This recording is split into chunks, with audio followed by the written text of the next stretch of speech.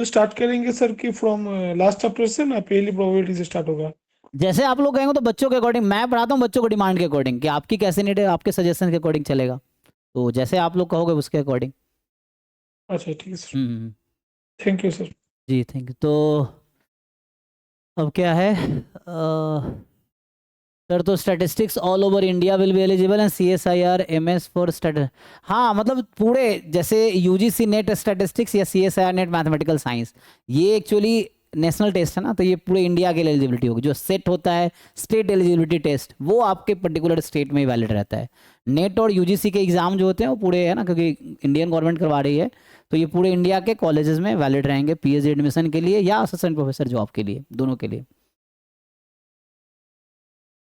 UGC net के crash course लेने से गेट के सिलेबस भी कवर हो जाएगा। हाँ, क्योंकि देखिए मैं जैसे कह रहा हूँ, ये गेट स्टैटिस्टिक्स हो गया, फिर UGC नेट का स्टैटिस्टिक्स हो गया, और आपका जो CSIR नेट मैथमेटिकल साइंस है, इन तीनों में सिलेबस, इसमें मेनली स्टैटिस्टिक्स बैकग्राउंड वाले बच्चों के लिए दो ही पार्ट पे फोकस करना है, यूनिट 1 यूनिट 4। तो ये जो जितना काफ़ी है आपके एग्जाम निकाल, क्योंकि उसमें बहुत ऑप्शंस है ना, तो ये जो सिलेबस है दिस कंटेन्स फुल सिलेबस। तो मैं कहूँ कि इन दोनों में ऑलमोस्ट इक्वल सिलेबस है, both have almost equal syllabus, मैं यूनिट 1 4 की बात करूँ तो। And this is a subset, मतलब अगर आप एक की तैयारी करते हो, मान लो सिर्फ इसकी तैयारी करते हो, तो इसकी भी तैयारी हो जाएगी, इसकी भी तैयारी हो जाएगी। तो आप एक एग्जाम की तैयारी करो ढंग से and you give all 3 exam, you can qualify all 3, क्योंकि एक की सिलेबस वही बाकी का भी सिलेबस है।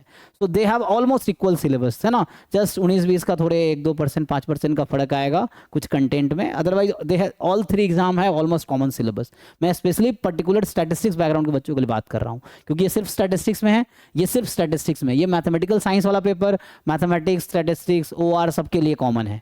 तो स्टैटिस्टिक्स वाले बच्चों के लिए मेनली उसमें जो काम का यूनिट 1 और 4 है, यूनिट 1 4 का एग्जैक्टली सेम सिलेबस है जो इसका है। सो ऑपरेशन रिसर्च तो नहीं है ना? और हम्म।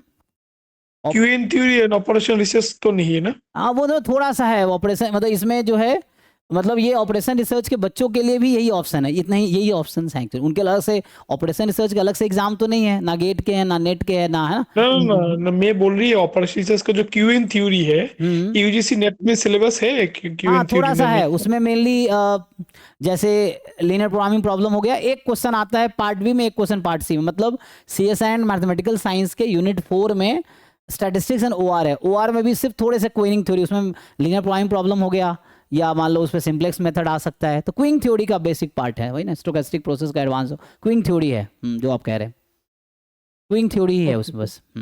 वो भी है ना MM1 और ये सब जो मॉडल है उस पर।